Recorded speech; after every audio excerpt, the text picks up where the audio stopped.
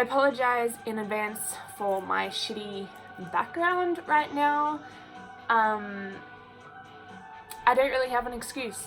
My normal pillows have red hair dye all over them, and I thought that was worse, so you got these guys. I'm gonna stop talking now and get into the video. Hey guys, what's up? My name is Sky Webb and I'm here to talk about a true crime story that I can't get off my mind. Before I get into it, I just want to put out a little disclaimer that I mean no harm to any of the victims or the victim's family, and I wish everyone who was hurt within this story the utmost peace and solace, either in rest or in recovery. So this Thursday's true crime video is going to be all about the Black Dahlia. It's a very famous case in America, and it's actually one of the first cases I'm doing that is still to this day unsolved. Normally I hate these cases because I personally need the closure, but I had a lot of people asking me to do this one, so I'm hoping you guys enjoy it and don't care that you don't know who did it. I don't know, let me know what you think. So the Black Dahlia was the nickname given to Elizabeth Short. She was an aspiring actress and all she wanted was to be famous, and I bet she never thought she would achieve that in her death rather than in life. So on the 15th of January 1947, a young woman and her 3-year-old daughter stumbled across the Black Dahlia's body. It was Elizabeth Short, and at the time she was only 22 years old. She was found in Los Angeles, chopped in half, laying on the grass in a residential area. So the two halves of her body were found about a foot away from each other, and she was also mutilated in a number of other pretty horrific ways. So her intestines had actually been pulled out of her body, folded all up in a mess, and then shoved right back in there.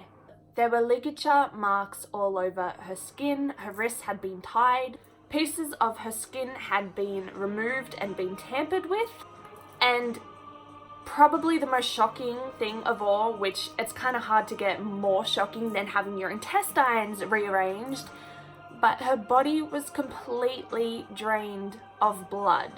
On top of the intestines being rearranged and her blood being drained, she also had pretty horrific marks on her face. The killer had actually cut her face open from ear to ear, sort of like this, sort of like a Joker smile.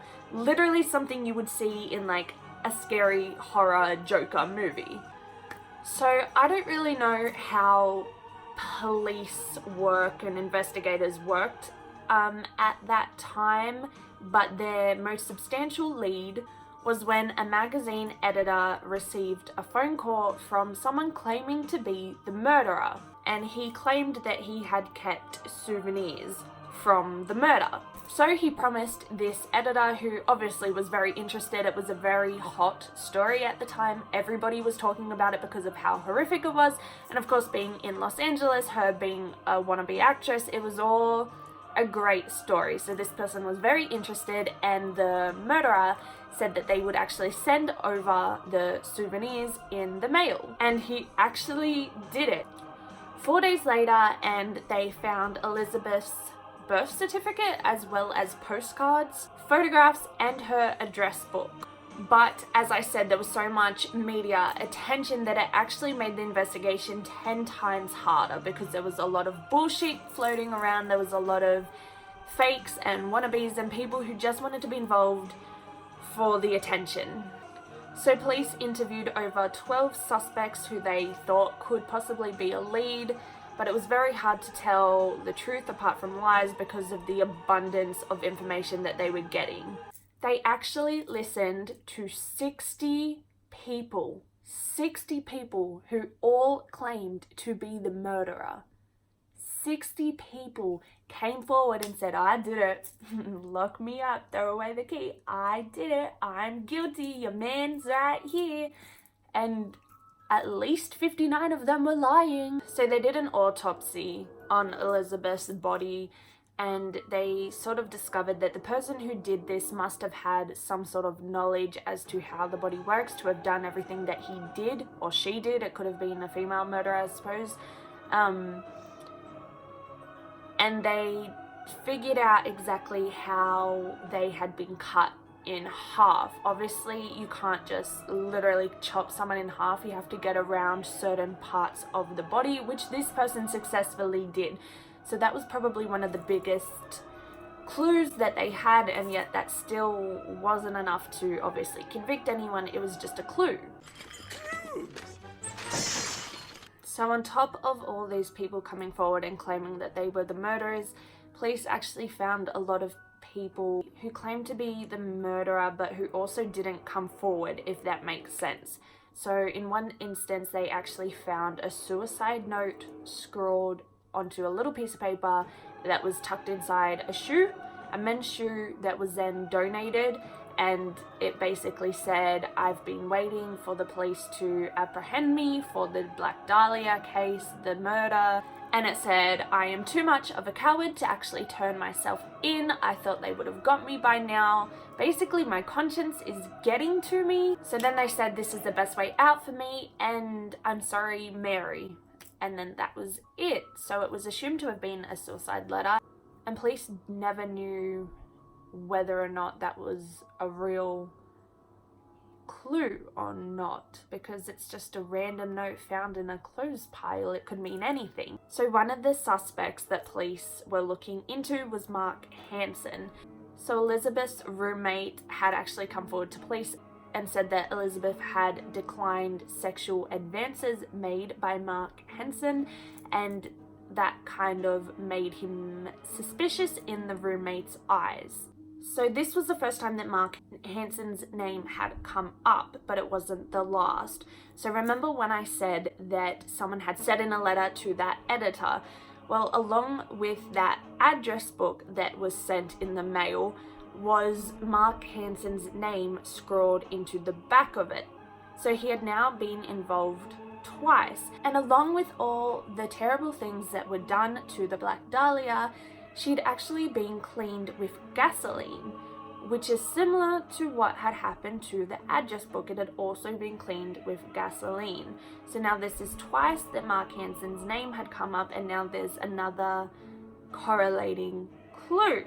So police obviously took fingerprints of all of the things contained within the letter, because they started to believe that maybe this was now a little more serious than they originally had thought. But of course they sent those fingerprints away and they got lost in transit, so they never got the results from those fingerprints. And for all we know, that could have been one of the major clues of the entire case. In an alley about 2 kilometers away from where her body had been found, they had also found a pair of shoes and some clothes. So they thought this might be related to the murder, but just like the book, just like the body, they had also been cleaned with gasoline, wiping fingerprints. So back to Hansen, he was a pretty wealthy guy. He was a local nightclub and theatre owner. He had a lot of pull around the town. He was pretty popular. A lot of people knew of him. But of course, they did a little bit more digging into Hansen, and he apparently had an alibi that he was with friends. So he was no longer a suspect, just like that. And of course, the police had so many other things on their hands that how could you even blame them? They had another 150 people to go and investigate and look into. So there was about 750 investigators actually working on this case and around 400 sheriffs, which is an insane amount of people looking into this case in its initial stages. And they just couldn't find anything. They were just honestly flabbergasted by this murder. It was so brutal, so horrible. She was so mutilated, but then left on the grass. They didn't know what the motive was. They didn't know why he left her there. They didn't know why they took the intestines out. They don't know why they cut her face. They didn't know anything. And just to make matters worse, somebody posted a $10,000 reward for any information, which just made the case explode even more in the media and false shit coming in. And actually there were a number of people who were then charged for obstruction of justice because they were just feeding the investigators absolute shit. Everybody knew that this case had gone nowhere because of the media. The media covered it so heavily, and people were like, sure, I want money, I'll do it. It was just famous. So then this editor got another letter from this supposed killer saying that they were gonna turn themselves in because they've had enough fun with the police. Again, we don't know how serious or real or truthful this letter may have been, because truthfully, I think a lot of people were having fun with the police, which is just nuts. Like, this is a horrible fucking case. It's a horrible fucking murder. It's so brutal. Why, out of all the cases in the world, would you want to fuck around with police on this one? Like, this girl was brutally killed, and they could have killed again and again and again to anyone because they don't know the motive. And you guys think it's fun to just like fuck with them? Like, what? But then they were sent another letter with cut out, pasted bits from a magazine that basically said, never mind, I changed my mind, you would never give me a fair deal, the Black Dahlia murder was justified. How was it justified? So then after this, and because this was sent to a reporter, the media flared up again, and a bunch of bullshit was put out again, basically claiming that she had been tortured and she had been this and that, and none of it was true. So the media just went rampant with this story. So then the lead investigator had to give sort of a speech to the media because of all the bullshit that was going out, and he basically said that they thought that the murder had taken place on sort of the outskirts of town before he had then taken her to leave her in this park where she was left. They said that there was a high chance that the murderer was a surgeon or a doctor or someone with medical expertise due to the way it was cut, but they had never previously actually said this to the media, so this was news to people. And then from then on out, there was about 35 days worth of front page news headings all about the Black Dahlia, but there was less bullshit after the police had actually made a statement about it. So after all of this crap, they ended up going to a university nearby and asked for the entire list of students. They went through all the students, found nothing there.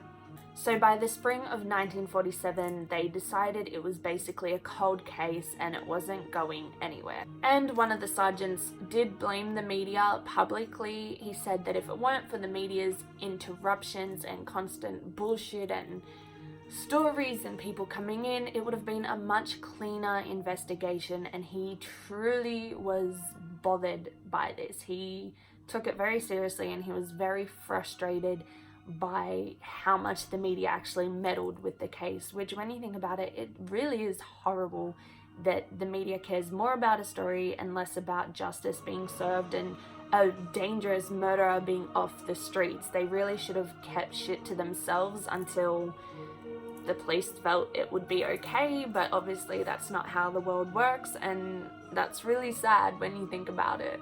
So there's actually a lot of different theories about what might have happened to her and who might have done it, but I'm not going to get into those just because there's so many and you don't know which ones are just absolute bullshit, because again, the media was just nuts about it. But a very popular theory is that the Cleveland torso murders were also related to this, but again, you just don't know how much truth is in it, because if they were related, you'd think that the investigators would have been able to make some sort of connection there, but we don't know. So I'm just going to leave it at that, and if you want to look into it, by all means, search it up, Google it. It's a very famous case, so you'll be able to find a lot of information. And I'm actually thinking about doing the Cleveland torso murders as one of my next stories, so let me know if you'd like to hear that. I just think it might be interesting, and I love to do stories that have like a big fancy name, so that's what I'm thinking. So let me know in the comments down below what you think about this story, or you can head over to my Facebook, which is @skyweb with 3 B's, and let me know what you think there. This case is crazy. What happened to that poor woman is very full on. Obviously a lot of the mutilations occurred after death, but it's still such a horrible, brutal way to go. To be cut in half, have your intestines cut out, have a big joker fucking cut across your face. It's pretty full on, and to have no justice served after all of these many years, it just sucks. It really sucks, and it sucks that that person obviously got away with it, unless he committed suicide. Maybe he did. Let me know what you think and who you think might have done it. I'd be really interested to see what everyone else thinks about it. I don't think I enjoy unsolved cases as much as I do the solved ones. I think I just like the details about the actual criminal as much as I do about the actual murder, so maybe that's why. I'm not sure, but just let me know what you think, because I'd rather give you guys what you want to watch rather than what I want to talk about, I guess. I don't know. Make sure to give this video a like if you feel like it, and make sure to subscribe so you can see the rest of my videos. I post every Thursday all about true crime and mysteries and murders and whatever the fuck. So make sure to keep safe, don't get cut in half anytime soon, keep your intestines on the insides, and no Joker smiles for anybody. Thank you for watching, bye.